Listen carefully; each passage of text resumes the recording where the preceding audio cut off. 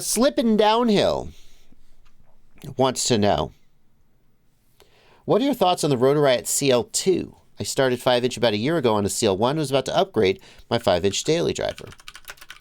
Well, let's take a look at the Rotor Riot CL2.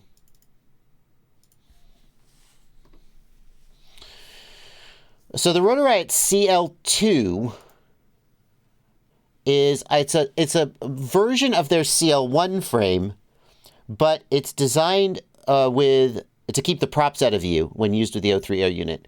So it feels like an update to the CL1 frame,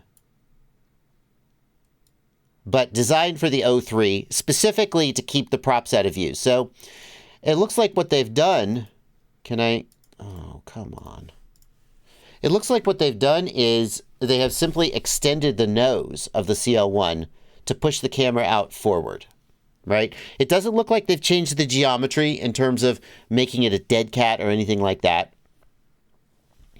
It just looks like a CL1 with a longer nose. Let's just compare. Let's compare it to the CL1, why don't we?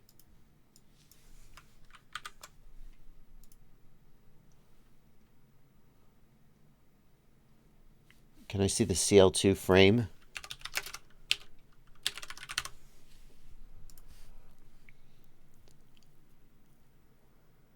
Yeah.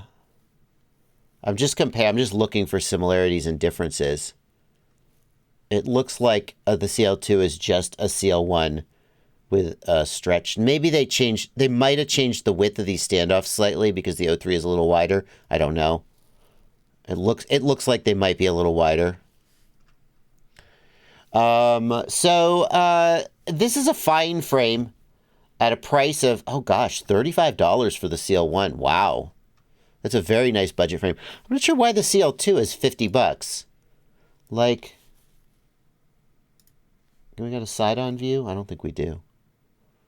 They really look very similar.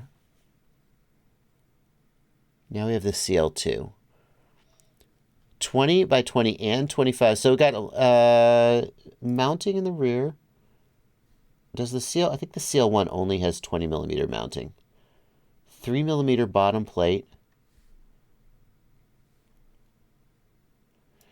Yeah, so this one, the CL2 has both 25 and 20 millimeter mounting in the rear. So that makes more room. Okay, so the CL2 is just making a little bit roomier frame for digital video transmitters. This is a fine frame. At a price of $35, this is a solid choice, right? There's not a lot of frames down in that price range. I think as you get into the $50 price range, there's a little bit more competition. And Rotor Riot frames have always struck me, except for the Vanny style, but I'm not sure that Rotor Riot designed the Vanny style. I think it's sort of under their umbrella. I don't know about that. I shouldn't speculate. Rotor Riot frames always strike me as a little bit like utilitarian might be a good word for them. The designs are just very, very simple. And to me, they also feel a little bit dated. Like, one of the things that we've seen change in frame design is that people have moved from these wide flat arms, which are good for if you have individual ESCs. And they've moved to arms with more of a square cross-section instead of a flat rectangular cross-section. And those arms tend to have better resonance characteristics. Not that there's anything wrong with the resonance characteristics of this frame. I don't know. Just saying, when I look at these frames, they seem a little simple. Like we've just got... Why is the mouse doing this? We've just got like...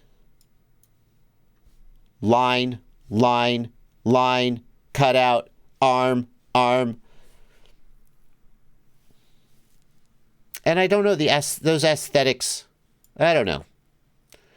At a price of $35... makes a lot of sense, and there's, you're like, well, what do you want for $35? I think at $50 there's a little more competition. There's nothing wrong with the frame, though. It just seems like there may be other frames that you would consider in the $50 price point.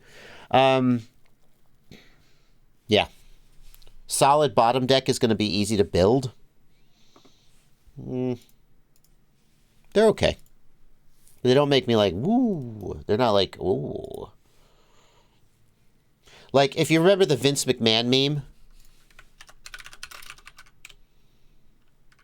If you remember the Vince McMahon meme, like for me, the CL1 and the CL2 are like here in the Vince McMahon meme. I'm like, okay. But they're not like, ah, or ooh, or ah. They're like here. That's where I'd put them. Okay. I see that I've made a huge mistake by letting Blunty queue up the questions for me. There are currently 10 questions in the queue. It's like, look, Blunty, if you queue the questions up for me, then you can see the good questions. And then I can, like, you can queue them up so you don't miss them while I'm talking. But now there's too many good questions. No, keep doing what you're doing. We're gonna get through this. Siati, what are you preaching about in the chat? Siati's in the chat. He's like, preach. Siati says, I had a terrible time with the CL1 second set of standoffs not being tied into the arms, which led to tons of broken base plates. Let's look at what Siati's talking about here.